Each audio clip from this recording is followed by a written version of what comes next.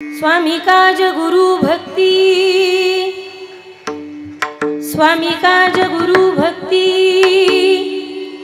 पितृवचन सेवापती, हेची विष्णूची महापूजा, अनुभव नाही दुजा। सत्य बोले मुखे,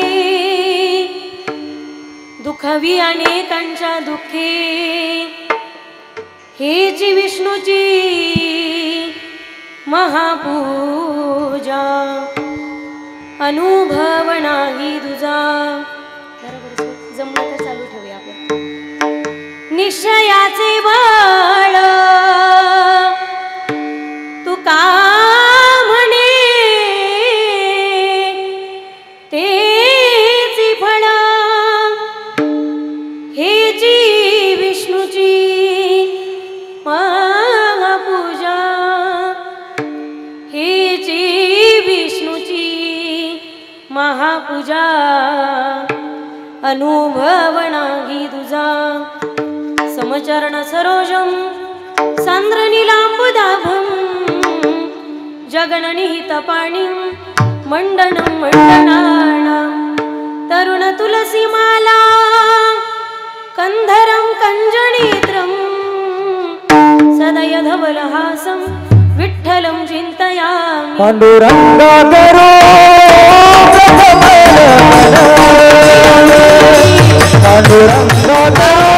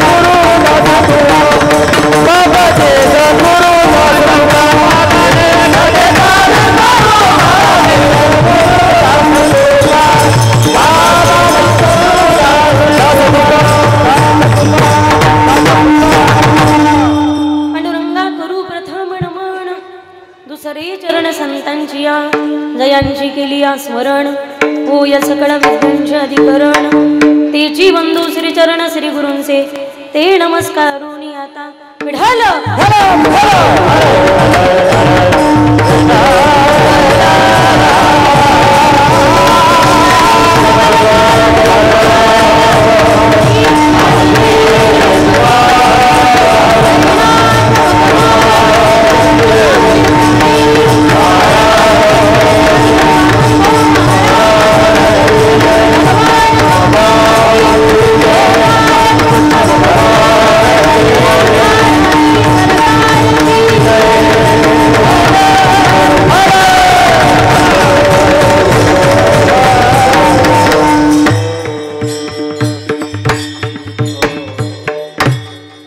स्वामी काज गुरु भक्ति,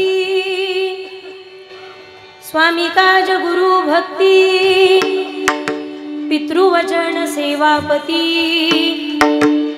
हेची विष्णूची महापूजा, अनुभव नाही तुझा। प्रस्तुत कीर्तन रूपी सेवेकरता निवडलेला अभंग महान भगवत भक्त संत सम्राट विश्ववंद्य महाराष्ट्र भूषण देहूचे सुप्रसिद्ध साधू वैराग्याची मूर्तिमंत पुतळे, वारेकरी संप्रदायाच्या कलशस्थानी असणारे परमार्थातील सर्वोच्च मानबिंदू पंचम पुरुषार्थ पंचम वेद निर्माते. या जगताचा संसार सुखाचा व्हावा यासाठी आपल्या स्वतःच्या संसाराची पूर्ण आहुती देणारे जगवंद्य जगमान्य हिंदवी स्वराज्याचे संस्थापक छत्रपती शिवरायांचे श्री गुरु किंबहुना राजांनाही उपदेश करणारे. तुम्ही सर्वजण ऐकताय का? तुम्हाला ऐकू येतंय का? तुम्ही खरंच ऐकताय का? मग ऐका ना. राजे, आमच्या हातामध्ये माळ असणं हा आमचा परमार्थ आहे. आमच्या हातामध्ये माळ असणं हा आमचा परमार्थ आहे. पण तुमच्या हातामध्ये ढाल आणि समशेद असणं हा तुमचा परमार्थ आहे. असा उपदेश करणारे वैराग्य रागरसिक संत शिरोमणी संत श्रेष्ठ श्री तुकोबाराय यांचा चार चरणाचा उत्कृष्ट बहुतेकांच्या परिचयाचा गोड असा अभंग सेवेकरिता निवडलेला असून प्रस्तुत अभंगामध्ये श्री संत तुकोबाराया प्रापंचिक स्वरूपाची महापूजा सांगतात. अभंगाचा सरळ सरळ भावार्थ असा आहे. अभंगाद्वारे संत श्रेष्ठ तुकोबाराय म्हणतात की तुमच्या वाट्याला आलेलं कोणतंही काम असो, ते काम जर आपण प्रामाणिकपणे केलं तर त्या व्यक्तीला त्याच्या उभ्या आयुष्यामध्ये वेगळी भगवंताची भक्ती करण्याची गरजच उरत नाही. आपण आपल्या उभ्या आयुष्यामध्ये प्रामाणिकपणे म्हणजेच इमानदारीनं केलेलं काम हीच खरी ईश्वर पूजा असा अभंगाचा सरळ सरळ भावार्थ आहे. ठळक बातम्या संपल्या. विढळ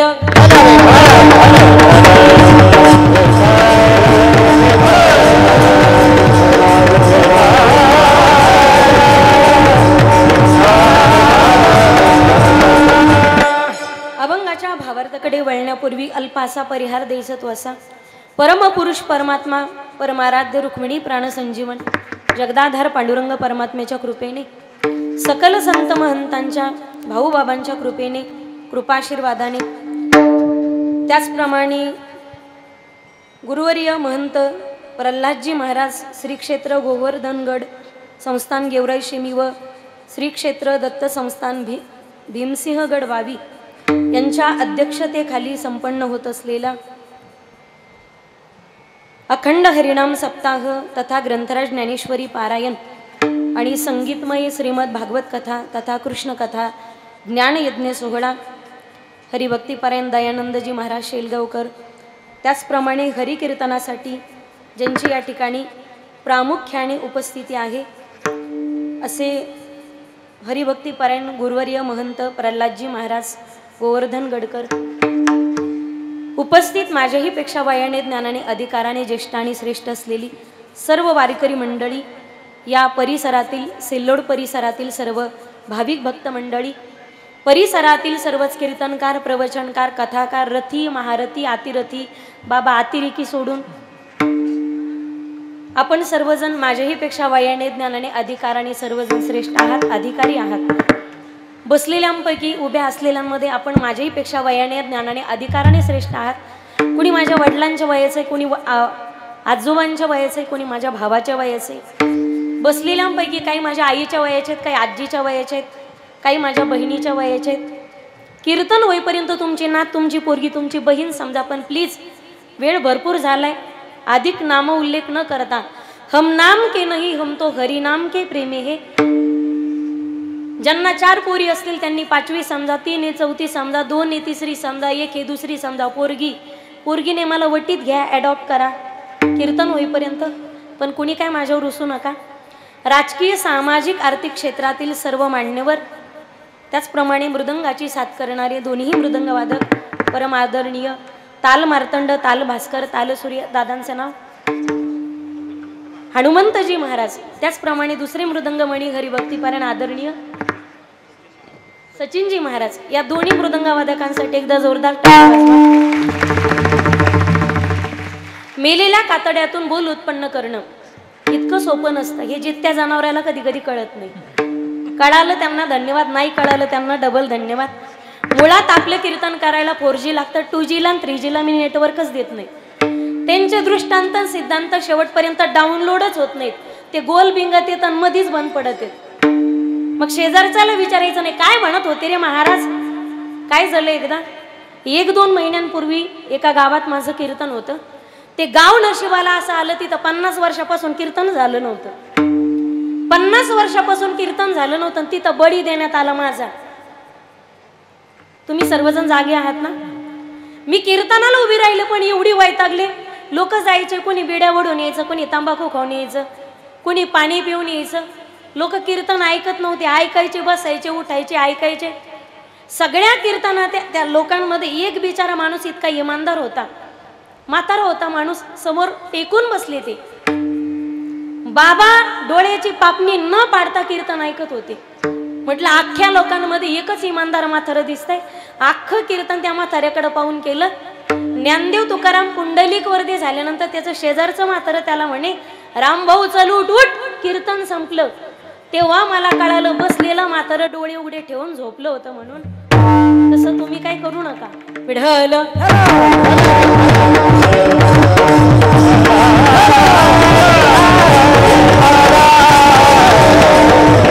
ज्यांनी सुरुवातीची अत्यंत सुंदर चाल गायली असे गाणं गंधर्व स्वरकुशल हरिभक्ती पारायण जनार्दनजी महाराज, आणि त्याचप्रमाणे दुसरे गाणं कोकिळा मला ऐकायला कमी येतं. एक जण कोणीतरी बोल, अशोकजी महाराज. काय आहे ना, नरडे देवाने सगळ्यांना दिले, नरडे सगळ्यांना दिले, गळे काही काही थोडक्या लोकांना प्राप्त होतात. उपस्थित सर्व श्रोते सज्जनाच्या चरणी साष्टांग प्रणिपात करून हरिकीर्तनासाठी उपस्थित माझे पतिराज, नाही तर कीर्तन झाले तुम्ही म्हणायचे ते तुमचे भाऊ होते का, म्हणजे मिटलं का. लग्नात वडिलांनी खर्च करून पण डबल डबल परिचय द्यावा लागतो. हरिकीर्तनात माझे पतिराजही आहेत. आम्ही विठ्ठल रुक्मिणी सारखे सदैव सोबतच असतो. आता एवढंच उशिरा नाव घेते तर उखाण्यातच घेते की घेऊ का नको बाबा, घेऊ का घेऊ का नको, नाही खालच्यांना विचारते ना घेऊ का नको. पण याच्यासाठी मीटर वाढत आहे बरं का, मग ते याच्यात ठरलेलं नव्हतं आपलं. कैलास माझं महाराज कुठं उभे, महाराज घेऊ का नको. हळूहळू ढाळे ढाळे, आणि एका कीर्तनात काय काय कळे सगळं ज्ञान मी एका कीर्तनात लोकांना देत नाही, मग सवय लागते. घेऊ का नको महिला मंडळ, एवढा आग्रह करताय तर घेऊनच टाकते. येत होते जात होते खिडकी वाट पाहत होते, खिडकीला 3 तारा अडकी त्याला घुंगर बारा, पान खाते 13 घाम येतो जरा जरा, नवरा घालतो इंजिन वारा. तिकडून आला व्यापारी, व्यापाऱ्याने दिली सुपारी, सुपारी देते वाण्याला, हंडा घेते पाण्याला, पाणी आणते आडाचं, वाडा बांधते भिंगाचा, वाड्यात वाडे 7 वाडे, आतल्या वाड्यात पलंग, पलंगावर गादी, गादीवर उशी, उशीवर बशी, बशीत कप, कपात घडी, घडीत वाजला एक, रामेश्वर महाराजांचं नाव घेते मी, ज्ञानोबा तुकोबांची लेट. पिढाल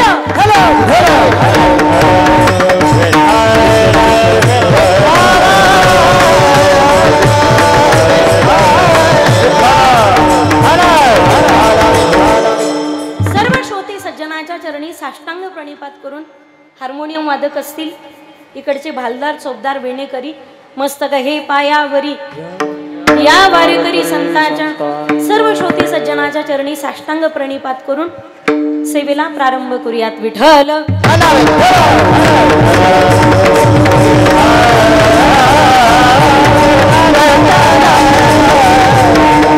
अभंग तुकोबारायांचा सर्वांच्या परिचयाचा आहे, सर्वांच्या पाठातला आहे.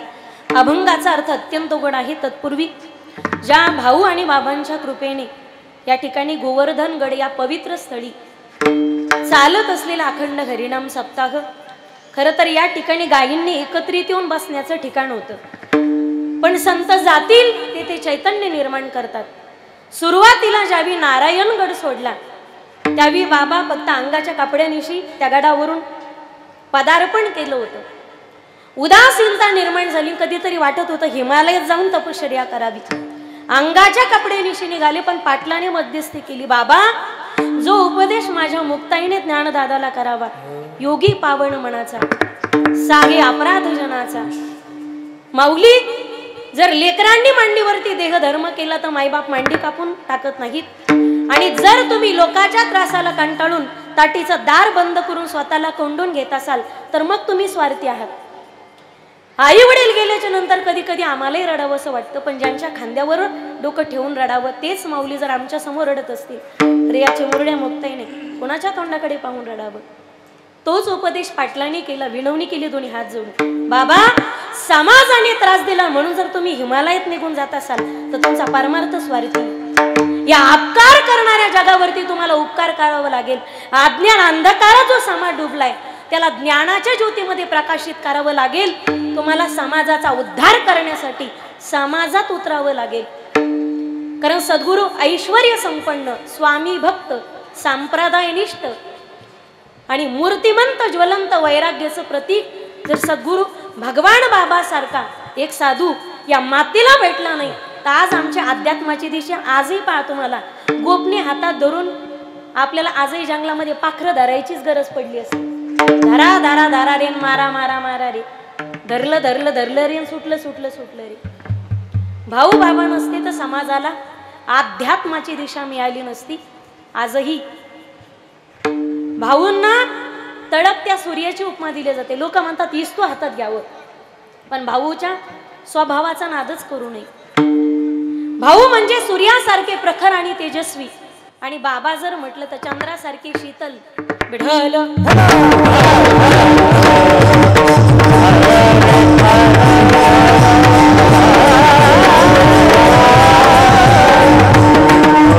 सुशिक्षित समाजाला जर अध्यात्मामध्ये कोणी आणलं असेल तर या पाठीमागे फार योगदान आहे, ते म्हणजे सद्गुरू भगवान बाबांचं. आणि दऱ्या खोऱ्यातला, वाडी वस्तीतला, तांड्यावरचा अशिक्षित समाज जर परमार्थ वाटेवर कोणी आणला असेल तर त्यासाठी फक्त भाऊंची शिस्त महत्वाची असते. जर शिस्त समाजाला लावली नसती तर आज भीतीने एवढा सांप्रदायिक समाज झाला नसता. म्हणून अध्यात्माच्या वाटेवरती ज्यांनी प्रकाश दाखवला आणि या संप्रदायाचा प्रचार आणि प्रसार झाला, अगदी मागच्या शतकामध्ये भाऊ आणि बाबांसारखं अद्भुत रत्न, विद्वत रत्न, वैराग्य रत्न या महाराष्ट्राच्या मराठवाड्याच्या भूमीला मिळालं. ही मराठवाड्याच्या भूमीमध्ये झालेली अद्भुत अशी क्रांती.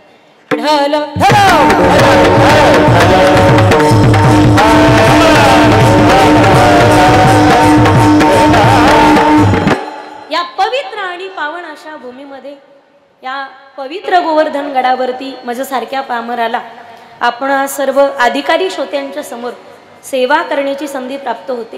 हे मी माझं परम भाग्य समजेल. माझा आवाज तुमच्यापर्यंत येतोय का? हॅलो महिला मंडळ, झोपल्या का काय? माझा आवाज येतोय का तुम्हाला? तुम्हाला काय कूलर पाहिजे का? तुम्ही चुळबुळ काय करताय मला काही कळत नाही.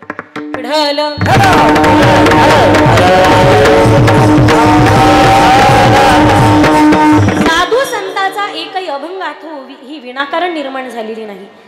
प्रत्येक अभंगाच्या ओवीच्या पाठीमागची पार्श्वभूमी वेगळी असेल.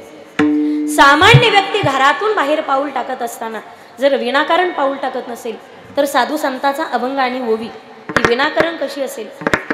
घरातून पाऊल उचलताना स्वार्थ घेऊन घराच्या बाहेर पडतो तो माणूस आहे. एखादा माणूस भेटू द्या, माणूस इथपर्यंत डोकं लावतो, हा माणूस मला आयुष्यात कोणत्या कामी उपयोगी पडेल. जगात खरा स्वार्थी माणूस आहे. सरडा रिकामा बदनाम झाला, खरा रंग बदलणारा तर माणूस आहे. काळ कितीही बदलला, जनावर त्यांची मर्यादा कधी सोडत नाही. आज सगळ्या मर्यादा उल्लंघन केल्या त्या माणसानं केल्या. काय घमंड असते स्वतःच्या ज्ञानावरती माणसाला. आज माणसंच वऱ्या करतात आणि कुत्रेच वऱ्या पकडतात.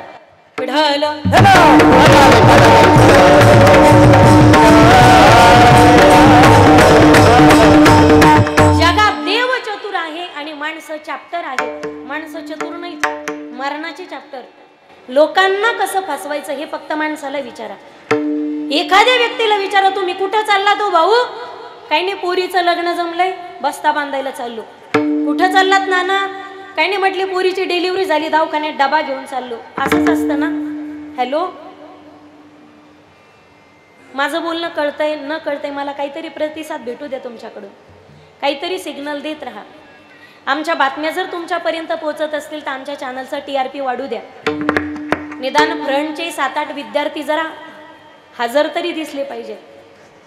असं म्हणतात मोकळे असतात ते मोकळे मनाचे असतात, गालातल्या गालात असतात ते प्युअर आतल्या गाठीचे असतात. वरच्या गाठी सुटतात पण आतल्या गाठी सुटतच नाहीत ना. Smile please. अहो जरा दात दाखवा की. पिढल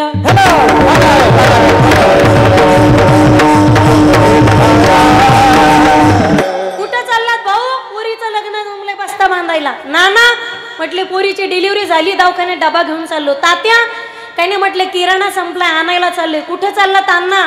काही नाही, म्हटले पहिली मेली म्हणून. मी माईक घेऊन खाली येऊ का? पहिली मेली म्हणून. आता पहिली मेली तर दुसरी करायचीच असते का? निदान कीर्तनात आल्यावर तरी चांगले विचार करी जरा. कीर्तनात आल्यावर तरी मला कधी कधी प्रश्न पडतो, कीर्तनात आले त्यांचे विचार एवढे सॉलिड आहेत, जे घरी बसले त्यांचे किती डेंजर असतील. आता एकच भेटाना भाऊ, गावागावात सर्वे करा तुम्ही. प्रत्येक गावामध्ये 25च्या पुढचे 35च्या आतले टेम्पूचा फालकं लावून दाबून टेम्पो नवरदेव सापडतील. प्रत्येक ठिकाणी प्रश्नच आहे का तुमच्याकडे पोरगी, तरी अजून पोराने फिल्डिंग लावून ठेवलेली. मामाची, चुलत मामाची, मावस मामाची, गुरु मामाची, मानलेल्या मामाची. आणि तो स्टॉक खतम झाला म्हणजे जाणार कुठे. एक मुलगा म्हणे, ताई 2-3 वर्ष झालं र वैतागलो, एखादी पोरगी तरी आणा शोधून लग्नासाठी. म्हणलं भाऊ आम्ही त्या भानगडीत पडतच नाही. म्हटलं पण दादा तुझं वय किती? तो म्हणे 42. म्हणलं राहिले 8 वर्ष, कशाला बट्टा लावून घेतोस? राहिलेत किती भल्या माणसं याचा विचार करा ना. पूर्वीच्या काळामध्ये लोक गावागावांमध्ये देवांना जनावरं सोडायचे, म्हणजे अजूनही जनावरं सोडतात. पण अजून 10 वर्षांनी बिकट परिस्थिती आहे. आमचे थोरले चिरंजीव मसुबाला दान करण्यात येत आहेत. भाविकांनी महाप्रसादाचा, साधू झोपडीत घुसत आहे, सारे भगवेच भगवे. अगर लड़की आना होगी दुनिया परेशान, गलिया सुनसान, तन्हा इंसान, न जानो ना जान, हर तरफ जय हनुमान. सारे मारुतीच मारुती पाहायला भेटतील. आता एकीलाच फेरेन लावली पावडर पुरवता नाकी दम आलाय. वाट्यावर माणसं बसलेली असं तिच्या तोंडाचा पट्टा सुटाव. कोणाच्या? झोपले का काय? तिला तुम्ही किती म्हणा, जगदंबा तुझ्या पाय पडतो माझी माय, लोक जाऊ दे, मग तुला काय काम धरून 4 भिंतीच्यात खसकायचे ना तर खसकेव. ती म्हणती मान सासू नाही तर कोण सासू. मी बोलणार म्हणजे लहानपणी म्हणायचे पा, बेंडकीला दगड मारू नका बायको. आता कधी कधी काय वैतागल्यावर तुम्हाला असं वाटत असेल हिमालय तपश्चर्या करायला निघून जावं की काय. कधी कधी तुम्हाला असं वाटत असेल लहानपणी नेम धरून, मी बेंडकीचं सांगायले बरं का, लहानपणी नेम धरून बेंडकीचं तोंड पाहून दगड आणला असतं तर बरं झालं असतं. कारण ज्याची बायको मुकी तो सर्वात. आमचे महाराज सोडून तुम्ही म्हणायचंय पिढायला.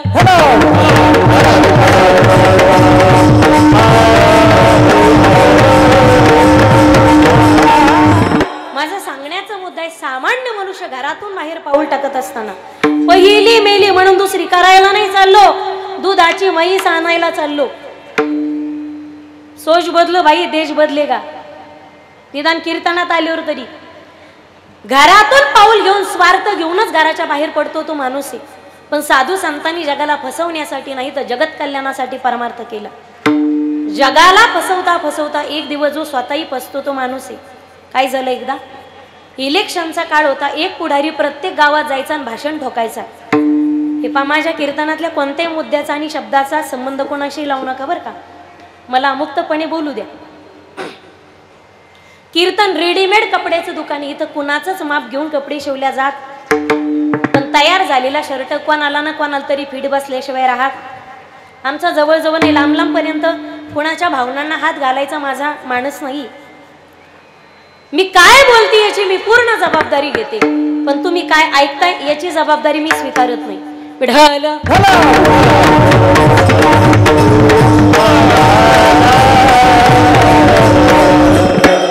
तो पुढारी प्रत्येक गावात जायचा आणि भाषण ठोकायचा. थोडासा कडक आणि थोडासा वाढून आवाज द्या दादा याचा. माझ्या प्रिय मतदार बंधू आणि बघून यांनो, मग टाइमवर बोलत जा की एसटी निघून गेल्यावर हात दाखवण्यात काय अर्थ आहे का? आणि कीर्तन महिलांचे, त्यामुळे तुमचा मला फुल पाठिंबा हा अपेक्षित आहे बरं का. तुमचा मला फुल पाठिंबा अपेक्षित आहे. निदान ऐन निवडणुकीच्या तोंडावर तरी माझा अपप्रचार करू नका. मतदान प्रचार कोणाचा बी करा, पण निदान मतदान तरी मला करा बरं का. नाही तर तुम्ही प्रचाराला हिंडायच्या माझ्यासोबत आणि मी पुढे गेले तर म्हणायचे हिला मतदान करायचं नाही. असं करायचं नाही बरं का. मला पाठिंबा आहे का तुमचा महिला मंडळ? हॅलो, इज्जत का सवाल आहे बाई. पार्टी आपलीच निवडून आली पाहिजे, झेंडा आपलाच फडकला पाहिजे. तुमचा पाठिंबा आहे का मला? पिढायला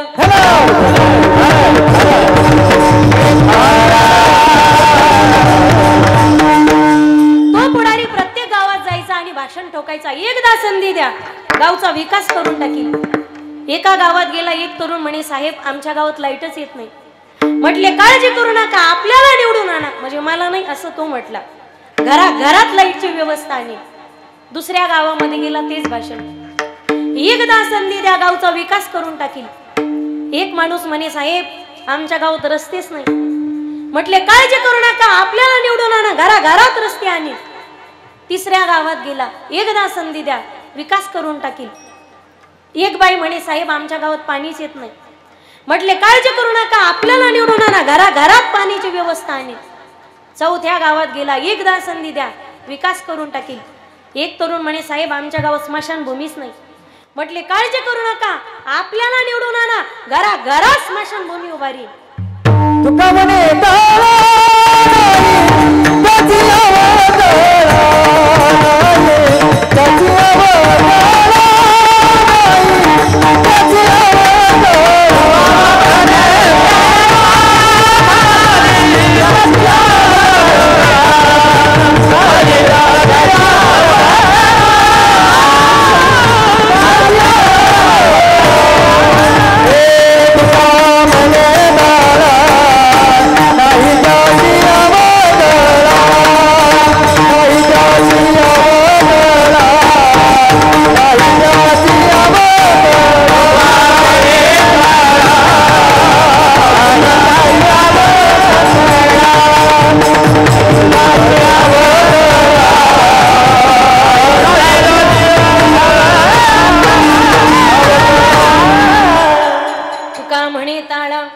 नाही त्याची अवकळा. ज्याच्या जीवनात ताळा आहे त्याच्या जीवनात अवकळा नाही. पण तुका म्हणे ताळा नाही अलीकडे आणा त्याच्या जीवनात अवकळा. ताळेबंद जमावा adjustment is a best policy. गैरसोय ही सोय ज्याला कळालं तोच जीवनामध्ये सक्सेस आहे. माझी विनंती असेल इथे बसलेल्या प्रत्येक पुरुष मंडळीला आणि स्त्री वर्गाला पुरुष मंडळीला विनंती असेल तुमची बहीण मोठी झाली म्हणून तुमची पोरगी मोठी झाली म्हणून तुम्ही तुमच्या बहिणीला कधी अंतर देऊ नका. आणि विनंती सगळ्या माता भगिनींना केवळ 10-5 लाखासाठी आपल्या रक्ताचा भाऊ कधी तोडू नका. तुमच्याकडे रक्षाबंधन भाऊबीजा साजऱ्या होतात की नाही मला माहिती नाही. पण बाबा आमच्याकडच्या तर केव्हाच गेल्या. हायवेची समृद्धी नात्यातली समृद्धी घेऊन गेली. एक तर स्वार्थ तरी चालतो नाही तर मग नातं तरी टिकतं.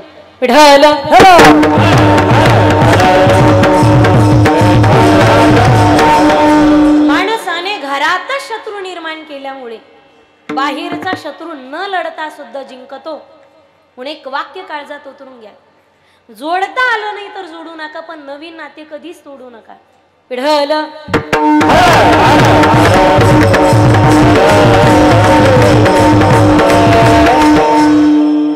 जे जगाच्या कल्याणासाठी अवतरित होतात शोधून आले संत हिताहित जगाचे हेतू हिताचा कळवळा. जगाच्या कल्याणा संताच्या जगाच्या कल्याणा संताचे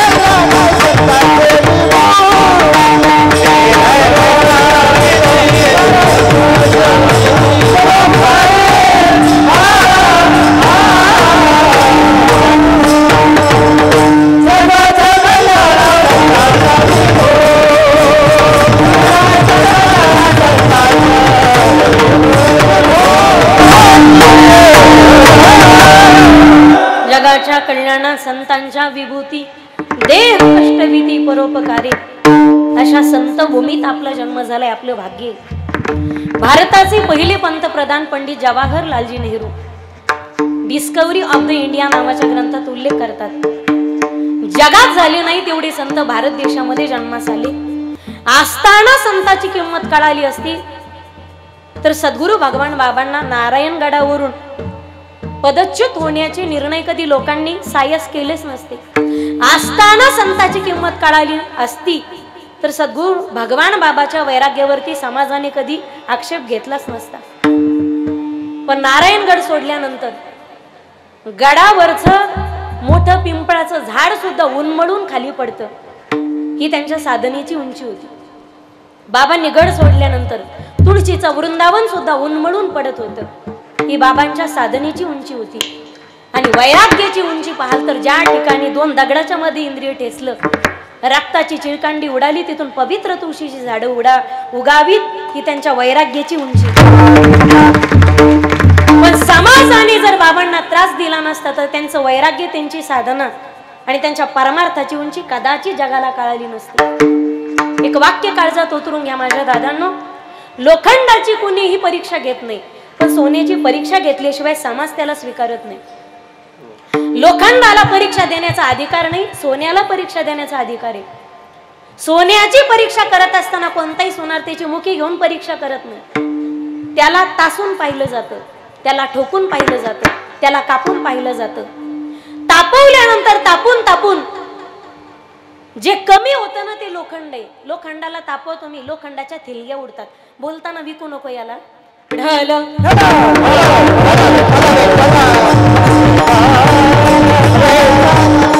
ज्याच्या थिलंग्या उडतात ते लोखंड आहे. पण तापून ज्याची किंमतही वाढते आणि ज्याचा कसही वाढतो ना ते सोनं. समाजाने परीक्षा घेतली बाबांची. पाटलाच्या वाड्यामध्ये ज्या ठिकाणी बैठकीत चाळ बांधून नाचगाणं व्हायचं, त्या ठिकाणचा चाळ बंद झाला आणि त्या ठिकाणी टाळ वाजू लागला. ही बाबांच्या साधनेची उंची. लावून श्रुती टाळ घोष सेवू ब्रह्मरस आवडणे. बाबांचं कीर्तन चालू झालं बैठकीत आणि खेड्यापाड्यातला समाज एकत्रित होऊ लागला. पाटलांनी सांगितलं, बाबा आज आपल्याला गडावर जायचंय. कोणत्या गडावर? धौम्य गडावर, ज्या ठिकाणी धौम्य ऋषीची समाधी आहे. ज्यावेळी धौम्य गडावर गेले बाबा, मला वाटतं या गडावरही दगडंगोटेच होते अगोदर. या गडावरही येताना आम्ही पाहिलं डोंगर कोरून अगदी रस्ता बनवला. केवढे मोठे कष्ट लागले असतील. आणि या गडावरती 2 एकर जमीन ज्या दात्यानं या गोवर्धन गडासाठी आणि मंदिरासाठी दान केली, पण अख्ख्या पत्रिकेत मी चेक केलं कुठे छोटंसं बोर्डभर सुद्धा नावाचा उल्लेख नाही. आणि हेच खरं दातृत्व आहे गड्या. आज कीर्तनात बसलेले आमचे खाडे भाऊंचं नाव विसरले मी, आदरणीय हरिदास शेठजी ताठे. खरोखर काका तुम्हाला धन्यवाद द्यावे तेवढे थोडे आहेत बरं का. या ठिकाणी मला कीर्तनासाठी आमंत्रित केलं म्हणून मी तुमचं नाव घेणार नाही. आमचे कीर्तन घेणारे हजारो आहेत. म्हणजे ही आमची साधना आहे तर ज्ञानोबा तुकोबारायांची आमच्यावर असलेली कृपा आहे. तुम्ही कीर्तनासाठी मला बोलवलं यासाठी मी तुमचं नाव घेणार नाही. पण शास्त्र सांगताय दाता तोची एक जाना जो नारायणा स्मरवी. एवढ्या मोठ्या मंदिरासाठी आणि या गडासारखी लाखोच्या संख्येने या ठिकाणी गडावर समाज जमतोय. या भक्त समुदायासाठी तुम्ही तुमची जमीन दान केली. आज पिढ्यानपिढ्या या घराण्याचं नेहमी नाव असणारी चंद्र सूर्य असेपर्यंत. त्याचप्रमाणे ज्यांनी गडाच्या बांधकामासाठी वीट दान केली असे दुसरे बाबूरावजी भाऊ ताठे, बाबूरावजी भाऊ ताठे यांच्यासाठी सुद्धा जोरदार टाळी वाजवा. पण दुसरे ताठे भाऊ नेमके बसलेत कुठं? बाबूराव भाऊ ताठे आलेत का? नाही का? इतरही अनेक दाते असतील, मला त्यांचा नामोल्लेख आणि ठाऊकही नाही. तिथं बाकीचे म्हणतील त्यांचंच कसं काय नाव घेतलं. मग आम्ही गेलो तुम्हाला ढासपूस करायचे नाही तर आता त्यांचं माहिती होतं म्हणून घेतलं. इतरही अनेक दाते असतील. बाबा पहिल्यांदा धौम्य गडावर गेले त्यावेळी फक्त दगड आणि गोटे होते. छोटीशी पर्णकुटी बनवली आणि त्यातच सद्गुरू भगवान बाबांचे ध्यान धारणा आणि चिंतन चालू झालं. ज्यावेळी बाबा स्नान करायचे एका दगडावरती बसून, आल्यावर ज्यावेळी पत्र्याचं शेड बनवलेलं होतं, आल्यानंतर माता माऊल्या म्हणे आमचे बाबा फार साधे, त्यांना काहीच लागत नाही राहण्यासाठी. आमचे बाबा म्हणजे एकदम साधे. पहिल्यांदा धौम्य गडावरती ज्यावेळी भगवान बाबा गेलते, एवढ्या मोठ्या नारायण गडावरती म्हणजे नगद नारायण गडावरती एवढ्या दिव्य भोगांचा आस्वाद घेणारे ऐश्वर्य संपन्न सद्गुरू भगवान बाबा ज्यावेळी एका दगडाच्या शेळीवरती आंघोळ करायचे ना, त्यावेळी माता माऊल्या डोळ्यांना पदर लावून ढासा ढासा रडायच्या. काय वैभवात राहणारा हा साधू पण आज दगडावर बसून स्नान करावं लागायचं. एवढं महात्म्य होतं सद्गुरू भगवान बाबाचं. स्नानाला बसले तर सगळ्यांनी दया आणि दुधाने स्नान घालावं. पण ज्यावेळी दगडावर बसून हा साधू स्नान करायचा, लोक ढासा ढासा रडायचे ढोरासारखं. बाबा ज्यावेळी धौम्य गडावरती पोहोचले, ही बातमी दऱ्याखोऱ्यात पोहोचली. दऱ्याखोऱ्यातून, वाडी वस्तीतून, तांड्यावरून समाज बाबांच्या दर्शनासाठी गडावर जाऊ लागला. पण जात असताना लोक बैलगाड्यात जाताना रिकाम्या हाताने जात नव्हते. बैलगाड्यात चालले तर दगड गाडीमध्ये टाकायचे, चिरे गाडीमध्ये टाकायचे. ते चिरे दगड गडावरती पोहोचले, वडारी लावले, त्यांच्याकडून दगड घडून घेतले, चिरे घडून घेतले. आणि ज्या ठिकाणी इथल्या या गडाचा सुद्धा शुभ मुहूर्ताचा दिवस निवडला होता, तो म्हणजे विजयादशमीचा. बाबांनी सुद्धा भगवान गडाचा आरंभ केला. पायाभरणीसाठी आणि भूमिपूजनासाठी जो मुहूर्त निवडला होता, तो सुद्धा रावण मेल्यानंतरचा विजयादशमीचा. काम चालू झालं, कोणताच आर्किटेक्ट लावला नव्हता, कोणताच इंजिनियर लावला नव्हता, पण आखीव रेखीव काम चालू झालं. आणि केवळ 12 वर्षामध्ये धौम्य ऋषीच्या गडावरती भगवान गड उभा राहिला. आई साहेब रुक्मिणी आणि विठ्ठल या दोन्हीची मूर्तीची प्राणप्रतिष्ठा करण्यासाठी बाबांनी त्या काळी तेव्हाचे असणारे मुख्यमंत्री, त्या काळीचे यशवंतरावजी चव्हाण यांना आमंत्रित केलं. आणि ज्यावेळी साहेब गडावरती हजर झाले, लाखोच्या संख्येने समाज बाबांच्या चरणावरती लोटांगण घालत होता. बाबाच्या साधनेची उंची पाहिली. आणि तेव्हाचे मुख्यमंत्री यशवंतरावजी चव्हाण यांनी भाषणामध्ये सांगितलं, मला आतापर्यंत माहिती नव्हतं की भगवान बाबा कोण आहेत. पण ज्यावेळी गडावर आलो, हजारो लाखोच्या संख्येने समुदाय पाहिला ना, त्यावेळी यशवंतराव चव्हाणांनी घोषित केलं स्वतःच्या भाषणातून, आजपासून या गडाचं नाव धौम्यगड नाही, तर आजपासून या गडाचं नाव भगवान गड असं राहील. सर्वांनी जय जयकार केला. सद्गुरू भगवान बाबा की जय. बाबांच्या गडाचं नामांतरण केलं, धौम्य गडाचं नाव झालं भगवानगड. ते भारताचे मुख्यमंत्री माजी यशवंतरावजी चव्हाण. आणि बाबांचं नाव सुद्धा भगवान नव्हतं, तर ते आबाजी असं होतं. पण ज्यावेळी बाबांनी सद्गुरू माणिक बाबांच्या सानिध्यात असताना एक दिवस विचारलं, बाबा मलाही तुमच्यासारखं महाराज व्हायचंय, सांगा ना बाबा, महाराज होण्यासाठी काय करावं लागतं. सद्गुरूंनी सांगितलं, आबा महाराज होणं ही काही सोपी गोष्ट नाही, हे जावे त्याच्या वंशात तेव्हाकडे. लोकांना फार वाटतं महाराज लोकांची फार मोठी आयुष्य असते, फार मोठी गाडी असते बसायला. येण्याच्या अगोदर लोक विचारतात, तुम्ही भाकरी खाणार का चपाती खाणार, कोणती भाजी करायची, स्वीट पदार्थ कोणता ठेवायचा. पण हे सगळे सायास असतात ते फक्त ज्ञानदेव तुकाराम होईपर्यंत. एकदा पुंडलिक वरती झालं, महाराज गाडीत बसला, मग तो त्याच्या घरी गेला का देवाच्या घरी गेला का धडकला का मेला, कोणी विचारत नाही. बाबा महाराज होणं हे फार अवघड आहे, तू या महाराज होण्याच्या भानगडीत पडू नकोस. पण हट्ट धरला. सद्गुरू माणिक बाबांना वाटलं का काय छोटस लेकरू, याला काय सांगितलं तर काय ऐकणार आहे काही. सद्गुरू माणिक बाबांनी सांगितलं, महाराज व्हायचं असेल तर मंदिराच्या शिखरावरून खाली उडी टाकावी लागते. पाहता काय शब्द कानावरती पडले आणि सद्गुरूंचे वाक्य येते. आबाजी मंदिराच्या शिखरावर उभे राहिले आणि डोळ्याची पापणी लावायच्या आत शिखरावरूनच खाली उडी टाकून दिली. पण ज्याप्रमाणे उंच कड्यावरून कडेलोट केली प्रल्हादजीला भागवत कथेमध्ये, तर प्रल्हादजी खाली एखाद्या अलगद कापसाच्या बोळ्यासारखे पडले. सद्गुरूंची निष्ठा एवढी होती अंतःकरणामध्ये. भगवान बाबांनी बालपणी शिखरावरून उडी टाकली तरी सुद्धा केसाला धक्का लागला नाही. सद्गुरूंचा हात जर मस्तकावरती असेल, देव राखी तया मारील कोण, न मोडे काटा हिंडता वन. माझे शब्द ज्यावेळी बाहेर पडले ते ओंजळीत जल्ल्यासारखे जरले, अंतःकरण भरून आलं. प्रेमाचा वात्सल्याचा पाना फुटला सद्गुरूंना. माणिक बाबांनी दोन्ही हात समोर केले आणि अलगद मिठी मारली, कडकडून मिठी मारली, अंतःकरणाशी धरलं. नेत्रातून प्रेमाच्या अश्रुधारा वाहू लागल्या आणि सर्वांना बोलून घोषित केलं की ऐका श्रोते मंडळी हो, आजपासून आबाचं नाव आबाजी नाही, तर हा साक्षात परमेश्वराचा अवतार आहे, हा भगवंताचा अवतार आहे. आजपासून आबाचं नाव आबाजी नाही, तर आजपासून आबाजींचं नाव भगवान असं होईल. सद्गुरू भगवान बाबा की जय.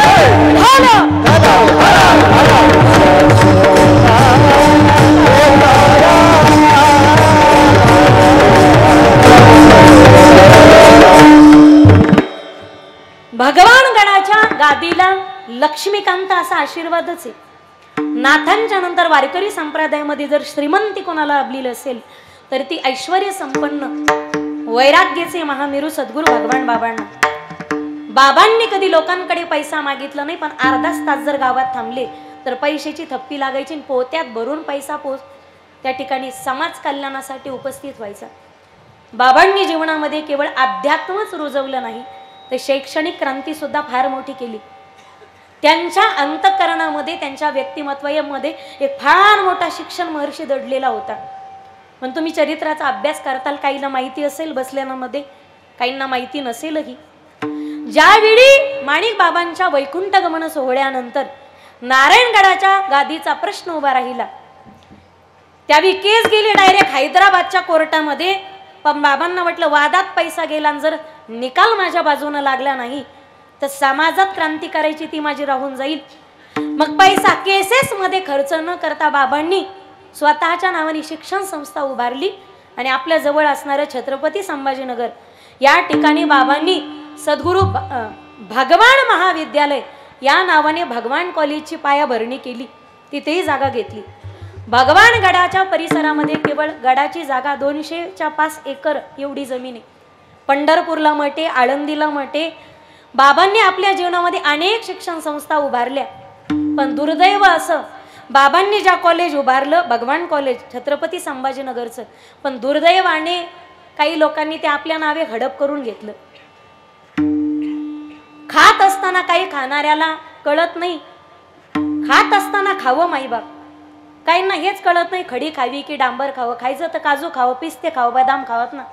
खडी आणि डांबर कुठं खायची गोष्ट आहे का? खाणाऱ्या लोकांना देवाचं, भावाचं, गावाचं, गडाचं काहीच कळत नाही. विढल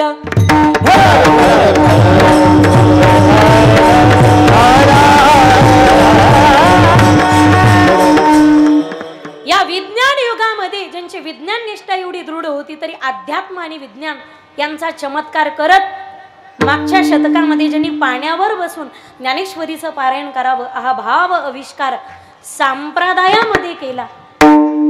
विवेकानंदांचं एक गोड वाक्य आहे, विज्ञान आणि अध्यात्म यांच्या समन्वयातूनच जगामध्ये सुख आणि शांतता नांदू शकते. Union of science and religion spirituality will bring and peace for the humanity. विढल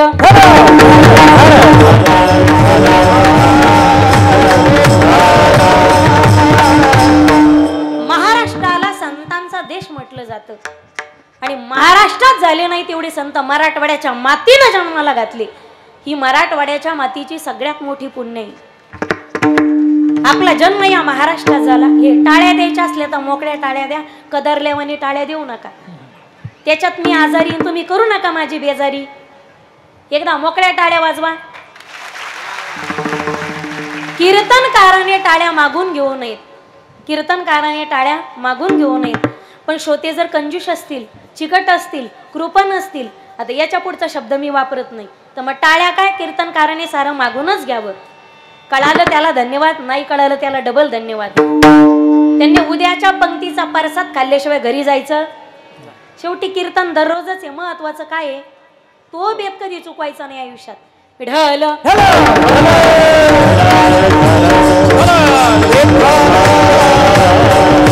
अरे आग लगी आसमान में सर सर गिरे अंगार, अगर संत ना होती दुनिया में तो जल जाता संसार. आपला जन्म महाराष्ट्रात भारतात झाला, संतांच्या नंतर झाला. देवाने इतर प्रकारच्या योनी निर्माण केल्या, त्याच्यात त्याने आपल्याला माणसाच्या जन्माला घातलं. कुणालाच नाही तशी ज्ञानात्मक प्रबल इंद्रिय दिली. हस्तो पवित्रो यदि दान पुण्यम, पादो पवित्रो यदि तीर्थयात्रा, कंठ पवित्रो यदि नाम घोषा, हयो पवित्रो यदि ब्रह्मनिष्ठा. हस्तस्य भूषणम दानम, सत्यकंठस्य भूषणम, श्रोत्रस्य भूषणम शास्त्रम, भूषणे किम प्रयोजनम. या 2 हाताची शोभा सांगितली त्याच्या भजनात टाळी वाजवण्यामध्ये.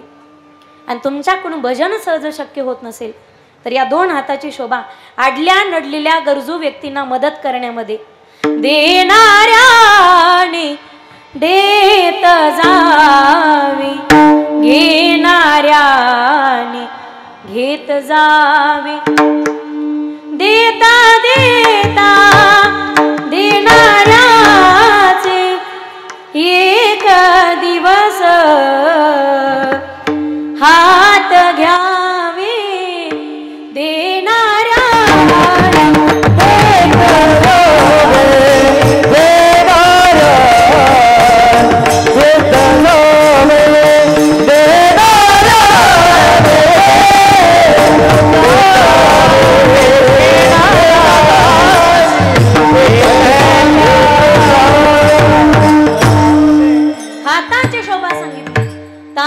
के तेज में चांद छुपे नहीं, सूरज छुपे नहीं, बादल छायो रीड पड़े रजपूत छुपे नहीं, माता छुपे नहीं, मांगण चंचल नारी के नैन छुपे नहीं,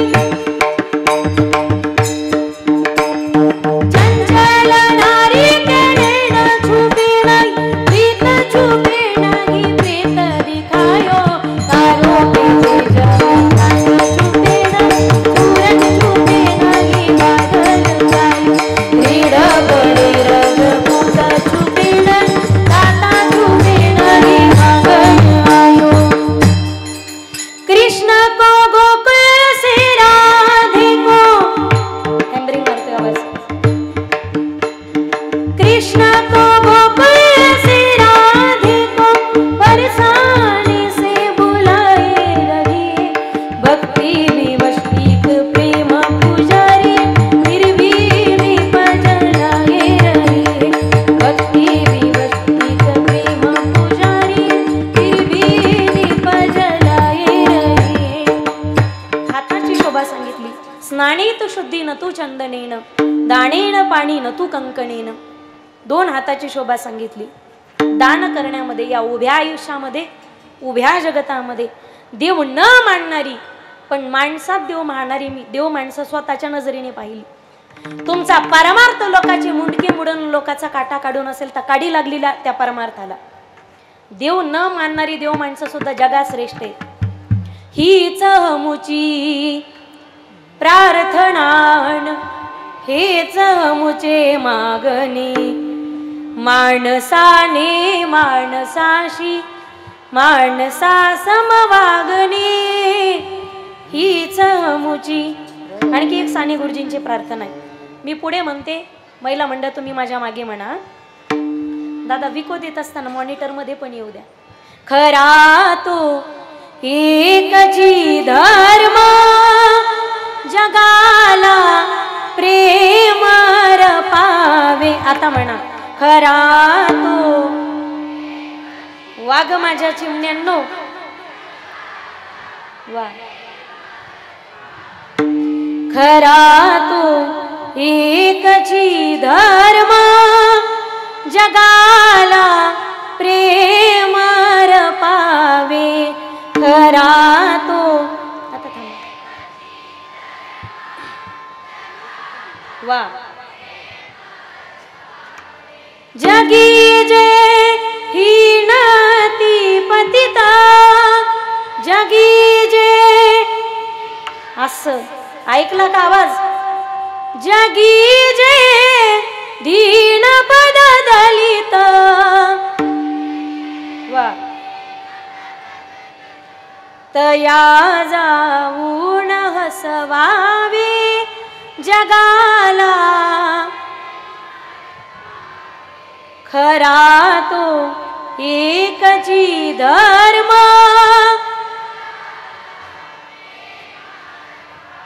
वा, शेजाऱ्याचे बांध कोरा। हाय का असले नमुने तुमच्याकडे असतील तर ते आता झाकलेल्याच असू द्या। एक वाक्य काळजात उतरून घ्या, मी कोणाचा या ठिकाणी अपमान करते अशातला भाग नाही। माझे पती जरी कीर्तनकार असली तरी एका शेतकऱ्याची पोरगी मी आणि एका शेतकऱ्याची सोनी। किती बाण करू करू इष्टेटी वाढवा, उपारण्याखाली हात घालू घालू म्हशी का, आकडे टाकू टाकू मोटरी चालवा। पण एक वाक्य काळजात उतरून घ्या दादांनो, ज्याच्या जीवनामध्ये ज्याच्या संपत्तीचा मार्ग चुकला त्याच्या जीवनात त्याच्या संततीचा मार्ग चुकणारच, ही काळ्या दगडावरची रेग आहे। दिवसभर एवढे कष्ट करा की रात्री सुखाने झोप घेता आली पाहिजे, तारुण्यात एवढे चांगले जगा, म्हातारपण आनंदात गेलं पाहिजे। 4 महिने एवढे कष्ट करा, निदान 8 महिने सुखाने बसून खाताच आलं पाहिजे।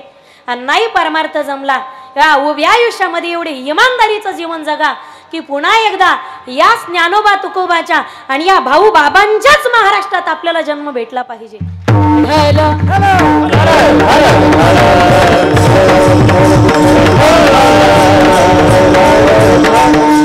हाताची शोभा सांगितली दान धर्म करण्यात। माझा प्रश्न आहे माता भगिनींना, तुम्ही घरी सवाशीन जेव घालतात का ग? झोपल्या का काय? मी माईक घेऊन खाली हो का? मग बोला ना ग. तुम्ही घरी सवाशणी जेव घालतात का पक्क्या पाकिस्तानी इथं? हे बघा, प्यार का वादा 50-50, अर्ध तुम्ही बोलायचं अर्ध मी बोलायचं, याचंच नाव कीर्तन आहे. तुम्ही खालून प्रतिसाद मला अपेक्षित आहे. तुम्ही खालून बोलल्याशिवाय मला फक्त एक्स्ट्रा बोलायचं नाही खालून ना. घरी सवाशणी जेव घालतात का? माझी इथून पुढे विनंती असेल, घरी सवाशीण जेव घालताना कधीही श्रीमंताची बाई जेव घालू नका. म्हणजे मला श्रीमंताचा वावडे अशातला भाग नाही. तिला सवाशीण ठेवाल तर ती घरून टचून नाश्ता करून येते. आल्यानंतर अर्धी पुरणपोळी काढून ठेवील, 4 भजे तरी उष्टे ठेवील. आमटी जरा जमलीच नाही, तेल कोणतं वापरलं, तू तशीच मर. तू उपाशी राहिले ना, कोणाच काही बिघडणार आहे का? मला आश्चर्य वाटतं. गरीबाच्या बायका अजूनही खेड्यापाड्यांमध्ये पहा. ही सिटी का खेड आहे? खेडच आहे ना. खेड्यांमध्ये शेतकऱ्याच्या महिला पहाटे 5 वाजल्यापासून रात्री 10 वाजेपर्यंत त्यांना काम आहे. पहाटे उठायचं, अर्धा एकरचं अंगण झाडायचं, सडा मारायचा, 4-5 जनावरांचं शेण काढायचं, स्नान करायचं, घासणं पुसणं, खळी उकडी, शेतातलं घरातलं, दळण कांडण, गुराचं ढोराचं, 2-2 बकेटा कपडे धुवायचे, दुरडी भाकरी, कढईभर भाजी, अंग पुसायचा, टावेल सुद्धा नवऱ्याच्या हातात आहे, चहाचा कप सुद्धा तुमच्या हातात आहे. आणि आम्ही जर तुम्हाला टावेल द्याला नाही तर अर्धा घंटा तुम्ही बाथरूम मध्ये तसेच उभा राहतात. कपडे इस्त्री करून ठेवून शेतकऱ्याच्या महिला दररोज काम आहे. पहाटे 5 वाजल्यापासून रात्री 10 वाजेपर्यंत काम नसेल बिचारी. पाऊस पडला, पाऊस उघडला, शेतात रिकामी चक्कर का होईना मारते. मला इमानदारीनं सांगायचं, पुरुष शेतकरी तुम्हाला दररोज घरी शेतात काम असतं का? खोटं बोलन त्याच्या जिबिली चूड असन. शेतकरी महिलांना दररोज काम आहे, पुरुष शेतकऱ्यांना दररोज काम आहे. काम नसलं रुमाल झटकला, खांद्यावर टाकला, निघाली मोंड्या. काम नसलं रुमाल झटकला, खांद्यावर टाकला, निघाली सिल्लोडला. काम नसला रुमाल झटकला, खांद्यावर टाकला, निघाली संभाजीनगरला. ह्या बिचाऱ्यांना दररोज काम आहे, दररोज. एवढं काम असताना सुद्धा कोरोनाच्या काळामध्ये यांना सिम्पटम्स होते. ह्या स्वॅब द्यायला गेले नाहीत, तपासणी करत बसल्या नाहीत. 2-2 टाइम काढी उकळून पेल्या घरी, पण घरी नीट झाल्या. शेतकऱ्यांच्या बायका आहेत त्या. आजही साधी सर्दी झाली ना शेतकऱ्याच्या बायकोला, ती दवाखान्यात जातच नाही. 2 रुपयाची गोळी आणते, घरी वाफ घेते, गोळी घेते आणि 2 दिवसामध्ये रेडी होते, व्यवस्थित होते. शेतकऱ्याची बायको येते, रोग नाही ना राग नाही. या बाबतीत मला श्रीमंताच्या बायकोचं फार मोठं कौतुक वाटतं. 2 ताळी बिल्डिंग, त्या 2 ताळी बिल्डिंग मध्ये फार मोठं घर, फरशी पुसायला बाई, चपात्या लाटायला बाई, भांडे घासायला बाई, कपडे धुवायला मशीन. लिफ्टनं वर जाणार, लिफ्टनं खाली येणार, तरी सुद्धा अंधारे येतात, चक्रा येतात, कसं नुसं होतं, उचलू फेकीत, भोंडा येतात, रक्त कमी. आता हिला काय घासलेट भराव का काय? ही जाईना ते बिचाऱ्याला मोकळं करीना. हॅलो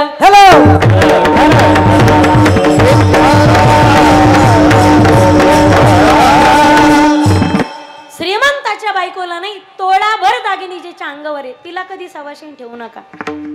सकाळपासून लेकरा बाळाचं करता करता ज्या बाईच्या मुखात अन्नाचा घास नाही, तुमच्या घरी भांडे घासायला आली, शेतात खुरपायला आली, बरोबर 12 वाजता त्या बाईला घरी बोलवा. हळदी कुंकू द्या, पुरणपोळीचं ताट तिच्या समोर सरकवा. ती बाई सगळं चाटून पुसून खाते. वाटलंच पेपरमध्ये 2 पुरणपोळीवर 10-5 भजे गुंडाळून द्या. ती घरी जाते, तव्यावर गरम करते, स्वतःच्या हाताने स्वतःच्या लेकरांना बसून पुरणपोळी खाऊ घालते.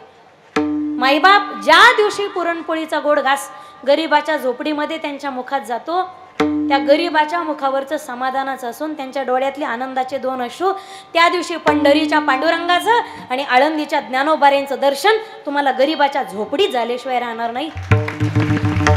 अरे गरीबों का कोई मजहब नहीं होता, उनको रोटी खिलाने वाला ही उनका भगवान होता है. तुम गरीबों की सुनो, वो तुम्हारी सुनेगा. तुम 1 पैसा दोगे, ओ 10 लाख देगा. तुम गरीबों की सुनो. अरे मंदिर और मस्जिद तो लोग जाए कि जिनके पास फुर्सत हो. मंदिर और मस्जिद वो लोग जाए कि जिनके पास फुर्सत हो.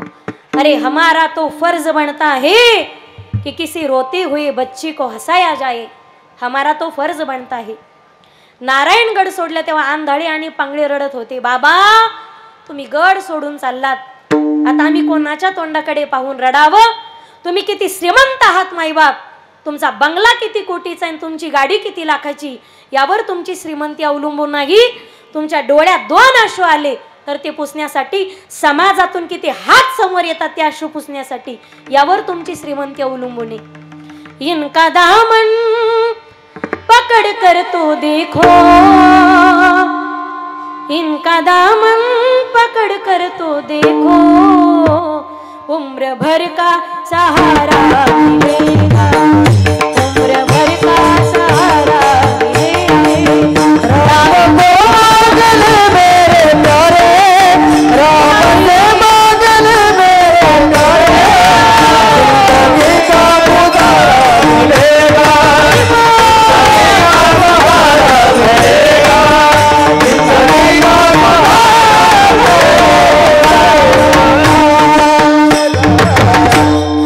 भगवान बाबांनी भक्त मार्ग दाविला हो, दिवा ज्ञानाचा प्रवाहित केला. एक साठारी हात वरती घ्या. भगवान बाबांनी भक्ती मार्ग दाविला हो, दिवा ज्ञानाचा प्रवाहित केला. भगवान बाबांनी भक्ती मार्ग दाविला हो, दिवा ज्ञानाचा प्रवाहित केला. दिवा भावाचा जवळी नव्हता कोणा, बाबांनी केलं माझं सोनं. दिवा भावाचा जवळी नव्हता कोणा, बाबांनी केलं माझं बाबांनी भगवान बाबांनी भक्ती मार्ग दाविला, दिवा ज्ञानाचा प्रवाहित केला.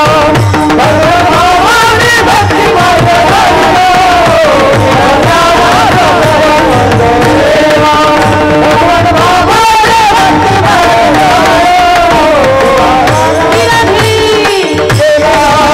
भगवान बाबाने भक्ती मार्ग दाविला. भगवान बाबांनी केली अशी करणी, आशीर्वादाने हातरली धरणी. भगवान बाबाने केली अशी करणी, आशीर्वादाने हातरली धरणी. भगवान बाबांनी केली अशी करणी, आशीर्वादाने हातरली धरणी. भगवान बाबाने केली अशी करणी, आशीर्वादाने बाबांनी भक्ती मार्ग दाविला, दिवा ज्ञानाचा प्रवाहित केला. भगवान बाबांनी भक्ती मार्ग दाविला, दिवा ज्ञानाचा प्रवाहित केला.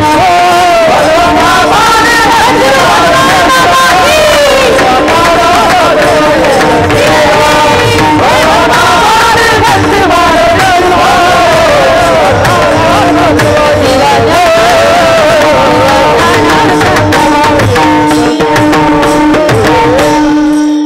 कशातही पायाची शोभा, पाऊले चालती सुखी संसाराची. का अख्खं बुद्ध तुम्हीच उचलला का काय? हे बिचाऱ्यांना कधी कधी म्हणू द्या की ते येवलीशा तोंड घेऊन कीर्तनात बसलेत म्हणजे तुम्ही इथंही त्यांना सोडत नाही. नाही जिकडे जिकडे आम्ही स्थान काबीज केलं ना, राजकारणात आम्ही, घरात सुद्धा मालकी हक्कात आम्हीच, निवडणुकीत आम्हीच, एसटीत सुद्धा आम्हीच. यांनी कंडक्टर उभा केला, कंडक्टर, महिलांसाठी राखीव जागाच्या नावाखाली. सरपंचांना आवडलं, पण माझी विनंती, तुम्ही जरा ताई सरकारकडे शिफारस करा. तुम्हाला निदान सवलतच द्यायची होती तर निदान विमानाच्या तिकटात तरी द्यायची होती ना. निदान रुसलं असतं तर केदारनाथ, बद्रीनाथ, 4 धाम, 7 मोक्षपुऱ्या निदान करून तरी आम्ही घरी आलो असतो. सवलतच द्यायची होती सरकारला तर किराणा माला द्यायची होती ना. आता ऐका लक्षपूर्वक, सवलतच द्यायची होती सरकारने तर साड्याच्या किमतीत तरी द्यायची होती ना. वाजवा की टाळ्या मग. सरकारला सवलतच द्यायची होती तर गॅसच्या सिलेंडर मध्ये तरी द्यायची होती ना. तरी मला वाटतं 200 रुपयाने गॅस उतरला. 100ने गॅस आणायचा आणि तो 1200ने भरून आणायचा. कोण्या देवाने शिकवलंय? तुम्हाला कदाचित विश्वास बसणार नाही. आमच्या परतूरला महिला 1200ने एवढ्या वैतागल्या, त्यांनी गॅसच्या वाट्यावरून किचवरून गॅसच गायब केले. चुली घातल्या, सिलेंडरला टेक न देऊन चुलीत लाकडं घातली. तर केवढं कौतुक आहे समाजाचं. पायाची शोभा सांगितली. मी पुढे म्हणते, माझ्या मागे तुम्ही म्हणा. पाऊले चालती सुखी संसाराची, वा पाऊले चालती. जो म्हणणार नाही त्याला पप्याच्या आईची शपथ आहे. पाऊले चालती दुकानाची दुकानाची. काहीचे पाय 5च्या नंतर लेजिम खेळतच चलत येत. Out of coverage area. Is routing की सभी लाईने व्यस्त है, कृपया थोडी देर बाद दोबारा कोशिश कीजिए. मला एवढं कौतुक वाटतं, गावोगावी पहा तुम्ही मारुतीच्या पारावर 10 वाजता जेवण करते तमाथारे पारावर झोपायला. मी कोणावर टीका करते अशातला भाग नाही. हे जेवण करून जाते 10 वाजता 5 वाजेपर्यंत मारुतीच्या पारावर. नेमके हरिपाठ चालू झाला काही घरी येते. तो कुठंतरी विचार झाला पाहिजे. हा पायाच्या शोभा सांगितली. पायी तीर्थयात्रा मुखी रामनाम, हाची माझा नेम सिद्धीने. तुम्हाला काय वाटलं महिला मंडळ गोळ्यानी आणि इंजेक्शनाने कुठं दारूचं व्यसन सुटत असतं का? तुम्हाला वाटतंय ना तुमच्या नवऱ्याने दारू सोडावी? वाटतंय का? म्हणजे पेतात एवढं तरी क्लिअर झालं. दारू इंजेक्शन आणि गोळीने जर सुटली असती तर बेवड्याच्या बायकांनी नवऱ्याला घरी इंजेक्शन टोचली असती, साखळीनं बांधून इकून एक आणि इकून एक. दारू मनाचा संयम आहे, मनाचं कंट्रोलिंग आहे. जोपर्यंत मनाची मानसिकता तयार होत नाही. माझी विनंती प्यायला आणि चॅलेंज करते मी. जाम पर जाम पीने से क्या फायदा, सुबह को पी तो रात को उतर जाएगी. अरे प्याला पीना हो तो हरि नाम का पियो सावरे, तेरी पूरी जिंदगी सवर जाएगी. तुम्हाला नशाच करायची असेल तर ब्रँडेड गोष्टीचा नशा करा, सस्त्या गोष्टीचा शोकच करू नका. नशा करायची असेल तर ती करा जी ज्ञानोबा तुकोबांनी केली. नशा करायची तर ती करा जी मीराईने जनाईने केली. नशा करायची तर ती करा जी भाऊ बाबांनी केली. एकदा चढली अजून उतरायचं नाव घेत नाही. मशहूर तेरे नाम की कहानी हो गई, दीवानी दीवानी दीवानी हो गई, दीवानी दीवानी दीवानी हो गई. मेरा दीवानी हो गई रे, मेरा मस्तानी हो गई. लोक लाज की नहीं खबरियां हो, मेरा दीवानी हो गई रे, मेरा मस्तानी हो गई. मेरा दीवानी हो गई रे, मेरा मस्तानी हो गई. पायाची शोभा तीर्थयात्रा करण्यात थोडक्यात सांगते. डोळे तुम्ही घ्या रे सुख, तुम्ही ऐका रे कान, घेई घेई माझे वाचे. नरदेहाची सार्थकता परोपकार करण्यात आणि नरदेहाची सार्थकता भक्ती करण्यात. त्या भक्तीला नवविधा स्वरूपामध्ये अंगांनी गायलं. नारद भक्ती सूत्रामध्ये सुद्धा श्रवणम कीर्तनम विष्णुस्मरणम पादसेवनम वंदनम अर्चनम दास्यम सख्यमात्मनिवेदनम.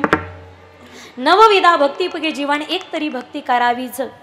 पण नवविधा भक्तीपैकी तुमच्याकडून एकही भक्ती सहज शक्य होत नसेल तर महाराज सांगतात हरकत नाही. नाही तुमच्याकडून कोणती भक्ती सहज शक्य होत, वाट्याला आलेलं कर्म प्रामाणिकपणे करा.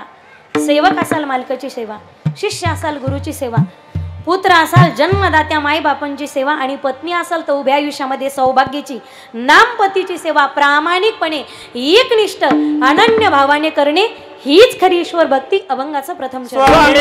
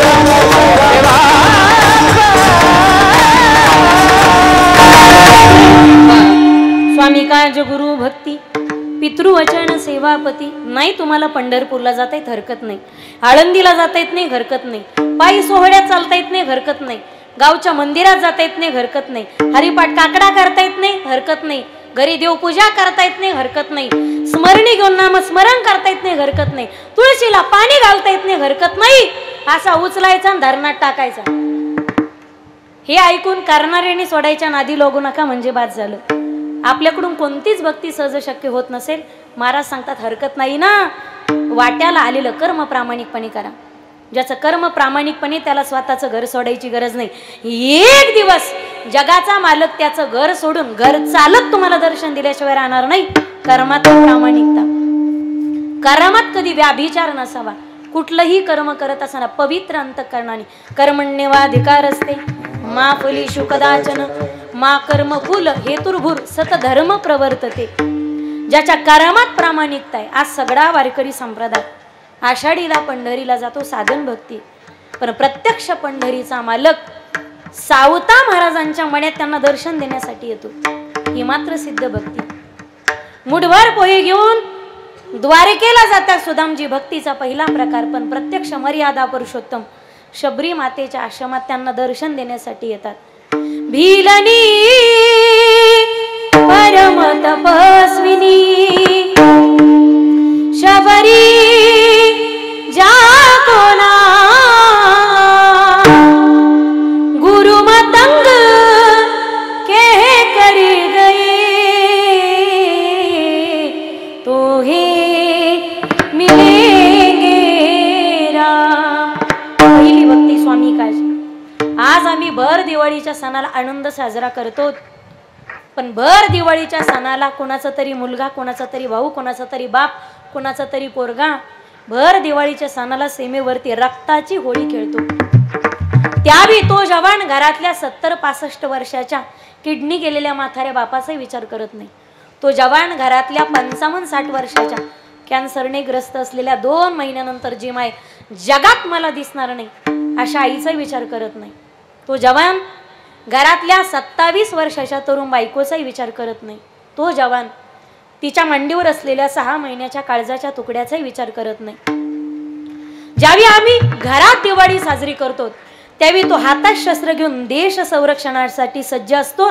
त्यावेळी त्याच्या डोळ्यासमोर फक्त आणि फक्त माझा हिंदुस्थान सुरक्षित राहिला पाहिजे एवढंच ज्याचं ध्येय असतं तो फक्त भारताचा जवान असतो. अरे हॅट्स ऑफ येतो, नतमस्तकता द्यावी असं तो भारताचं वैभव आहे. स्वतःच्या प्राणाची आहुती देणारा तो जवान.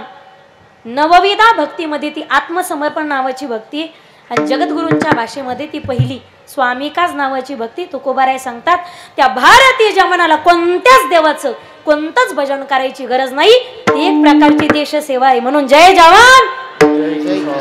विनंती असेल माझी, रात्री झोपताना 2 व्यक्तीचं स्मरण केल्याशिवाय झोपू नका.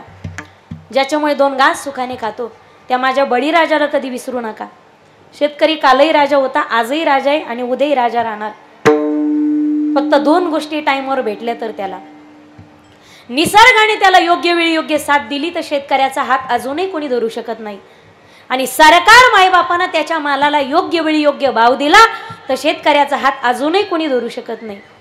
पण आमचं नियम कसं झाले, माय झाली भगवतीन, बाप झाला मारुती.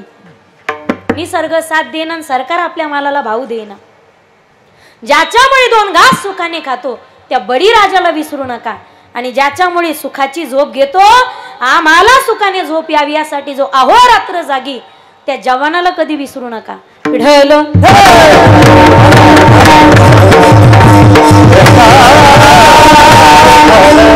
पहिली स्वामी काज, दुसरी गुरु भक्ती. श्री गुरु वाचवणी कोणी संसार तारक, किंवा श्री गुरु राम वसिष्ठा शरण कृष्ण सांदीपणी गुरु केला. तिसरी भक्ती पितृवचन.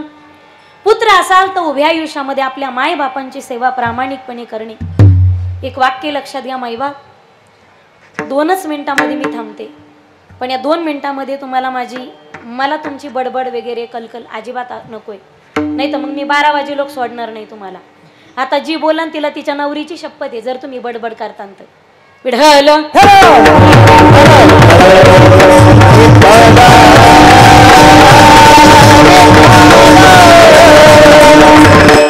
एक लड़की देखने के लिए जाओ तो 10-10 खड़ी रहती है, ये जवानी का जज्बा है। एक लड़की देखने के लिए जाओ तो 10-10 खड़ी रहती है, ये जवानी का जज्बा है। पर एक माँ मर जाए तो लाखों में नहीं मिलती, ये माँ बाप की दुआ का असर है।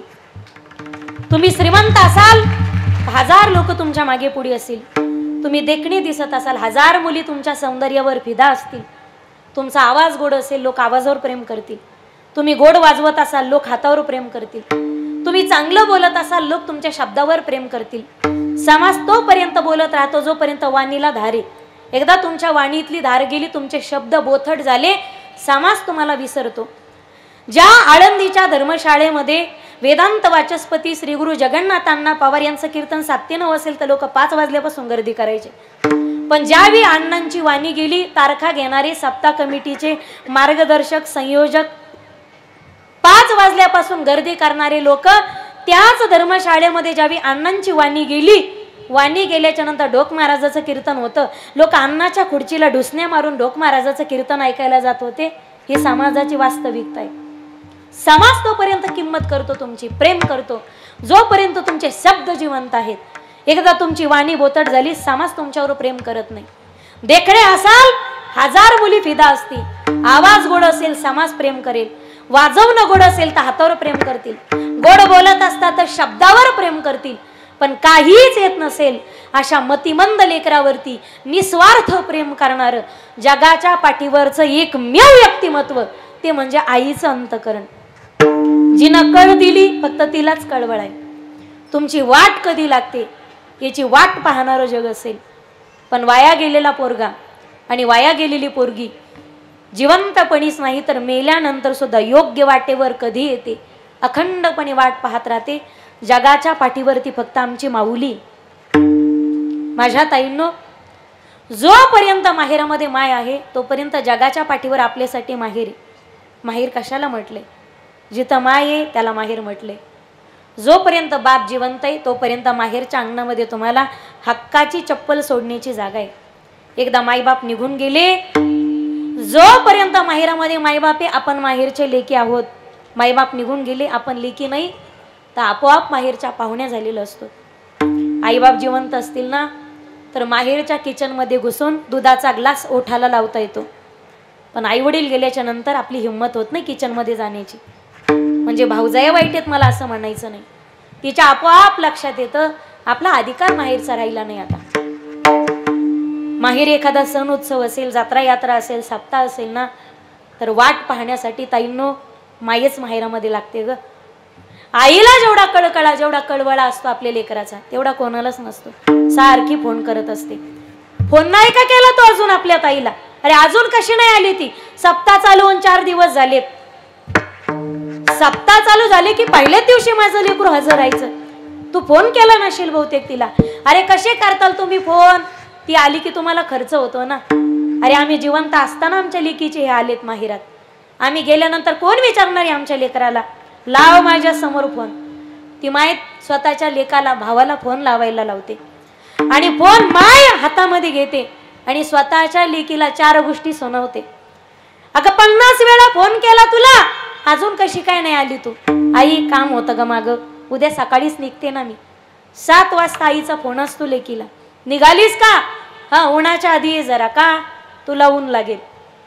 जाताना ती सप्ताह संपल्यावर जर घाई करू लागली ना सासरी जायची, थांब ऊन उतरू दे आणि मग जा। का ग आई, तुला ऊन लागेल।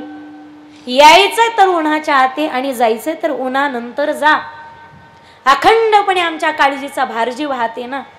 जगाच्या पाठीवरती ती फक्त माई। ओ कौन सी चीज है जो यहाँ पर नहीं मिलती, सब कुछ मिलता है परमा नहीं मिलती। असतात तोपर्यंत किंमत कळत नाही। एकदा ढगाड गेलेला सूर्य पुन्हा दिसू शकेल, पण मातीआड गेलेले माईबाप पुन्हा नाही दिसू शकत। आईचं प्रेम तर सगळ्यांनीच वर्णन केलंय, लेखकांनी, साहित्यिकांनी, तत्ववेत्यांनी, महापुरुषांनी। साने गुरुजींनी सुद्धा श्यामची आईच सांगितली, त्यांनाही नाही वाटले की श्यामचा बाप सांगावा। डोळे मिटेपर्यंत प्रेम करते ती आई आहे, पण डोळे मिटेपर्यंत डोळ्यात न दाखवताही जो प्रेम करतो जगाच्या पाठीवरती तो फक्त आमचा बाप आहे। एखादा पोरगा जर आजारामध्ये खूप आजारी असेल तर गावातल्या सगळ्या देवांना नमस्कारणारी आई आम्ही पाहिली असेल. माझ्या मुलाला बरं लागू दे रे देवा असं म्हणणारी नमस्कारणारी आई आपण पाहिली असेल. पण आईचं सांत्वन करता करता रात्रीच्या 2 वाजता घराच्या बाहेर येतो, ओट्याच्या खाली उतरतो, आपला रुमाल डोळ्याला लावतो, ढासा ढासा रडतो ढोरासारखा, पांडुरंगा असा कोणता जमिनीचा तुकडा विकुरी जेणेकरून माझ्या काळजाचा तुकडा मला वाचवता येईल. जगामध्ये आईनंतर ही धारणा ज्याची असते त्याला बाप नावाचं अस्तित्व म्हणतात. आयुष्यात कोणाची भीती ठेवा अगर नका ठेवू, पण 2 व्यक्तीला घाबरल्याशिवाय, जो पापाला घाबरला त्याचा परमार्थ सुखाचा झाला आणि जो बापाला घाबरला त्याचा प्रपंच सुखाचा झाला. विठ्ठल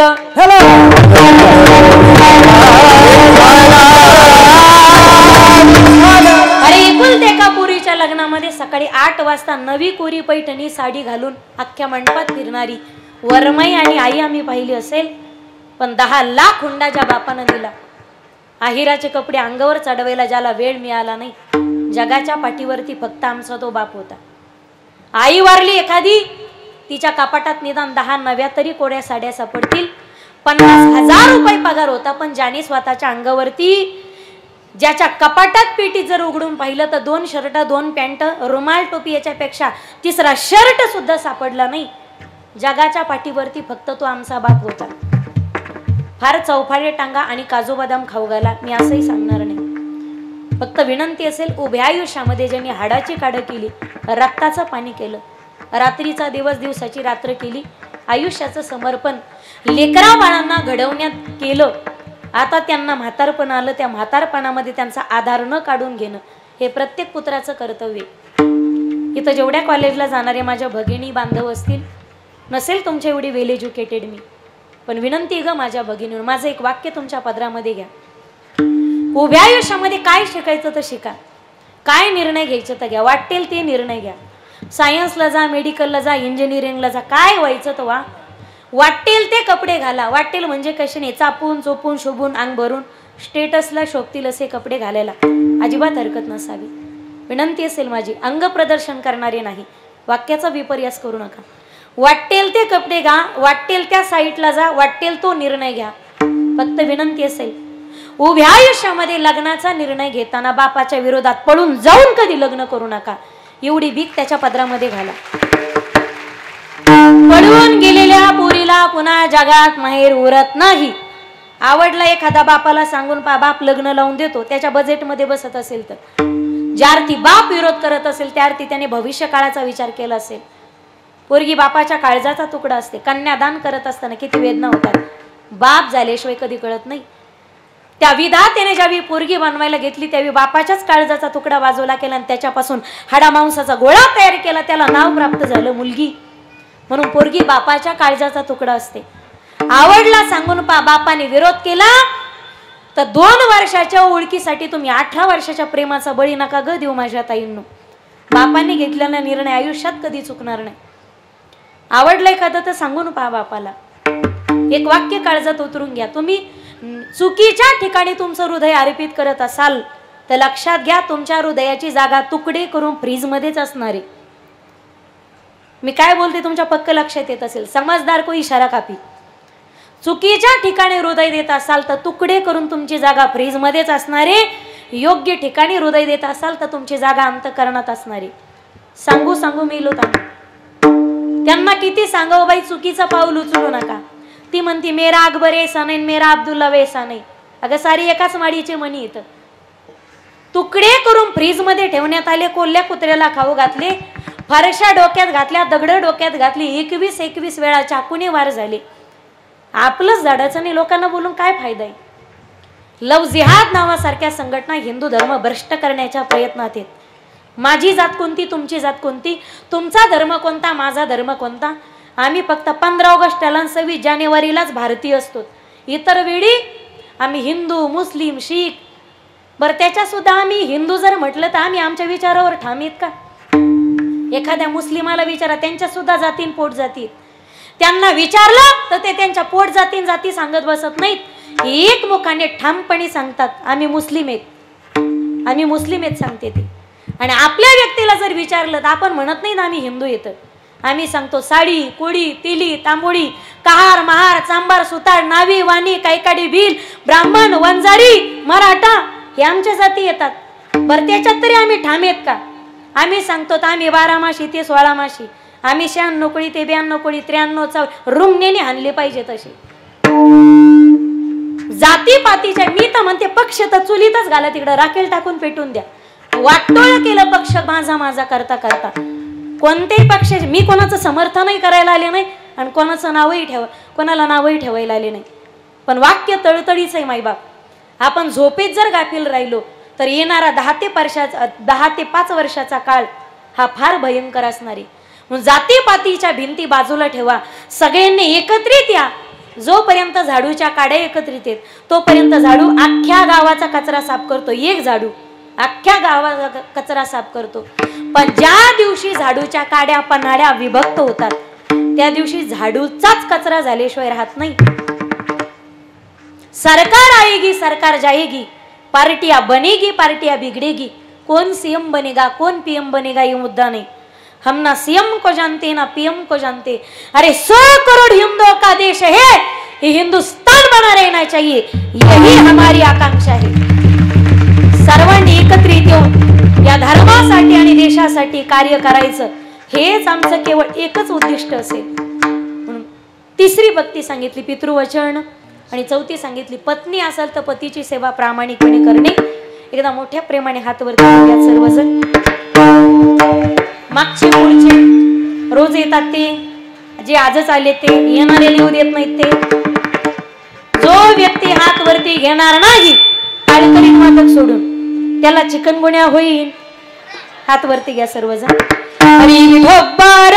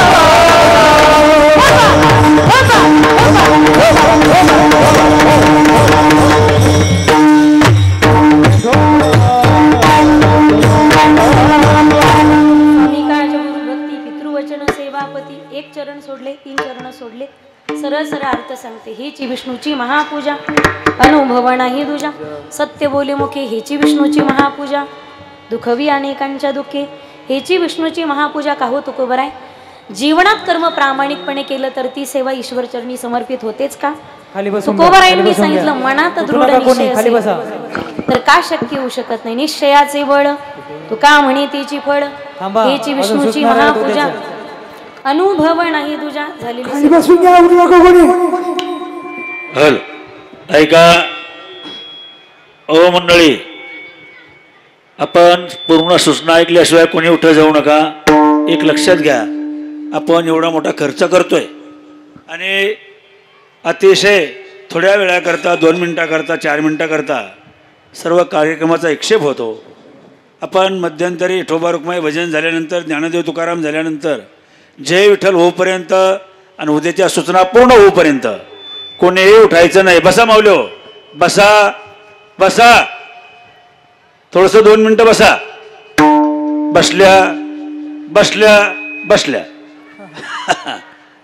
हां ऐका, गेल्या 3 दिवसापासून आपला हा नामसप्ताह चालू आहे. प्रत्येक दिवशी आपण या मंडपामध्ये येऊन बसता. भव्य दिव्य असा मंडप आहे. अतिशय सुंदर प्रकारचं निवेदन आहे. अन्नदाते मंडळी आपल्याला अन्नदान करते आणि आपण मात्र या मंडपामध्ये येऊन हा आनंद घेता. ही केवळ ताईने सांगितलं आता, केवळ ना केवळ म्हणजे भगवान बाबाचे कृपा आहे, भगवान बाबाचे आपल्यावर आशीर्वाद आहेत. आणि म्हणून आपल्याला या अशा उघड्या डोंगरावरती आज अतिशय, या गडावरती अतिशय स्वर्ग उतरल्यासारखं वातावरण जे निर्माण झालेलं आहे ते केवळ ना केवळ पूज्य